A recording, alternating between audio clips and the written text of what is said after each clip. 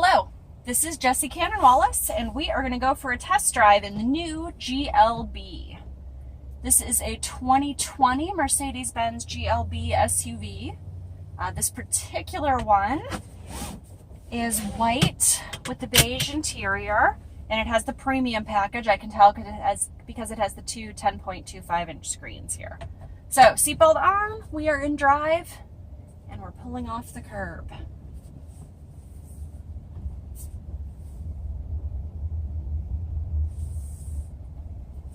Speed bumps. Sorry. All right. One more.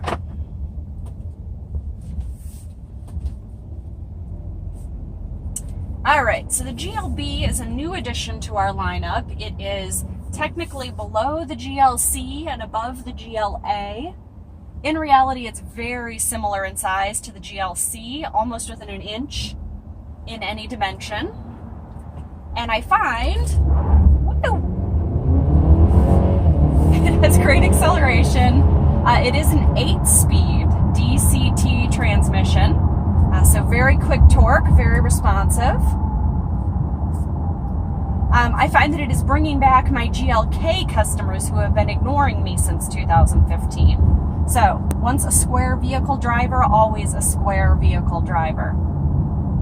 So you should recognize this setup from the A220, the CLA 250.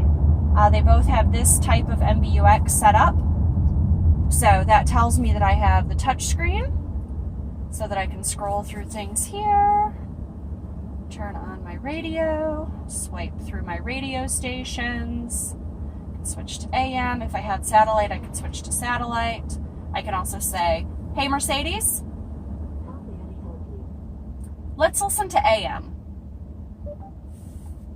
And so she can switch me over there as well. Home button, lots of different things I can control from here. Seat Kinetics is a fun one. If I push play, every couple minutes it'll just give my seat a little bump. It'll move the back, it'll move the bottom, it'll move me forward, it'll move me back. Just give me a little bump. It's supposed to keep me awake, keep me from getting exhausted if I'm doing a long trip. Okay. Info, if you're looking for too much information about your fuel economy, your engine performance. I'm currently using 14 horsepower, so it says. I'm going to my operator's manual here if I wanted to search for some info. Adjust my temperatures. Dual zone climate control is standard, so my driver and my passenger can have different temperatures, or if I sync it, we both get the same temperature. I've got NFC charging down here. A couple people have asked me, this little arm is really just to hold your phone down so it doesn't bounce out of the charging pad. 12-volt USB-C pad, cup holders, touch pad down here, which allows me to do everything I can do with the touch screen up here, or the touch pad here on the steering wheel. So a lot of different ways to control it. The 10.25-inch screen behind the steering wheel here can be controlled with the touchpad on this side of the steering wheel.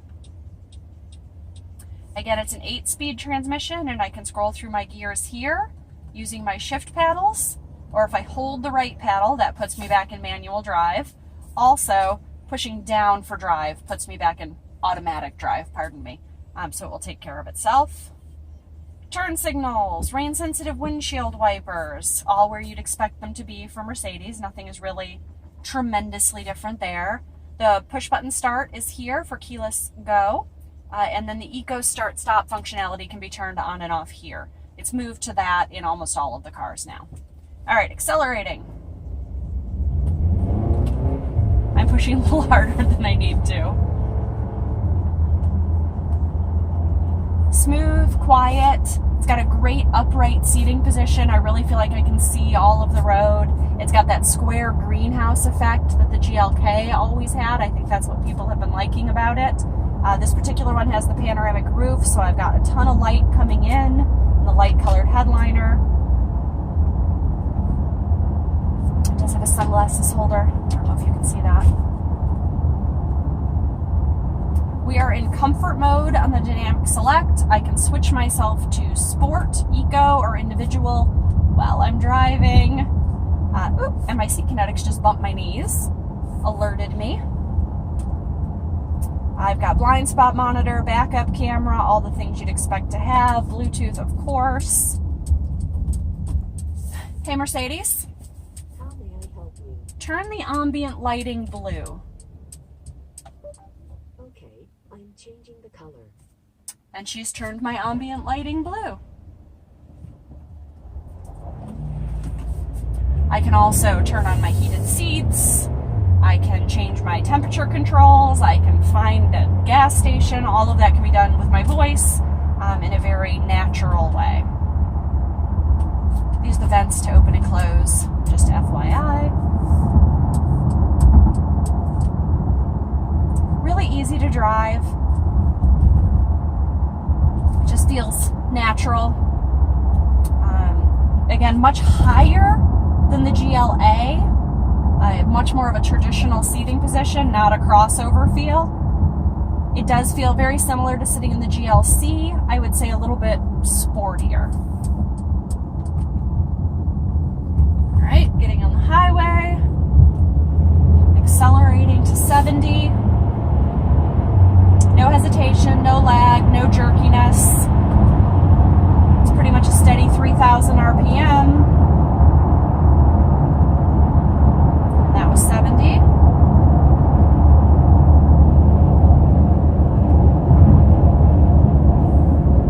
Yeah, nice and smooth on the highway. Having driven not this vehicle, but the A-Class, which is a little different engine, I find that I was getting well north of 30. Officially, it's rated at 23 city, 30 highway. There we go. Again, complete stop. Activating hold braking, so now I can just hang out here with my feet off the brake. My Eco Start Stop has turned on. I can control this screen here. I can bring up different designs and displays. Let's say we want to go progressive. And then I can change what's in each of my displays as well. So my center display, my right-hand display. Ooh, pretty. The whole globe.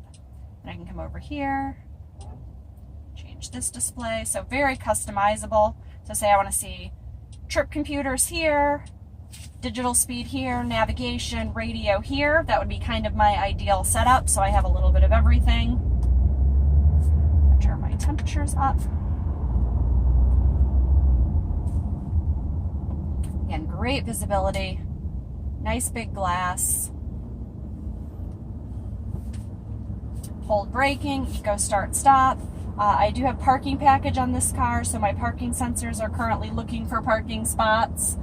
Open the glove box here. There's a secret storage compartment up here for the owner's manuals, which is kind of nice. There are cup holder inserts in the door pocket here for bottles, plus 2 cup holders here. The centerpiece is removable if you need more space, or there are cute little arms you can pop out if you need something grippier.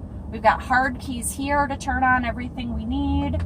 Here's my camera with my parking assist. I can see all my different camera angles.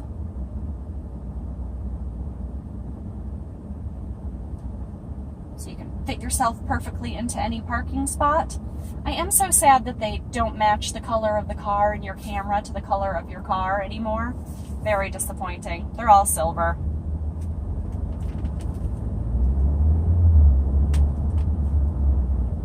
One of my customers. He also has a GLC, all right? That's just his fun car.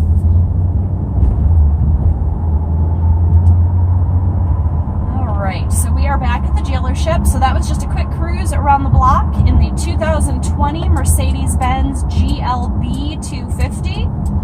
The most exciting feature that people ask about is the possibility of it being a 7-seater. It does have pop-up seats in the back if you want them. Very useful for, you know, extra kids you find at the park. Or if you really want to get 7 people in the car, I have sat back there. It's fine to go around the corner, go out to dinner, whatever. All right, so we are back at the dealership, and I am going to put this back in its GLB spot. So it would be GLA, GLB, GLC, GLE, GLS in size order.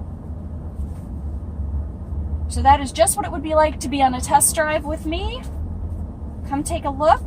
This is Atlanta Classic Cars in Duluth, Georgia. I would be happy to work with you on your new SUV purchase. Again, this is Jessie Cannon Wallace, or Ben's Blogger. I appreciate your time.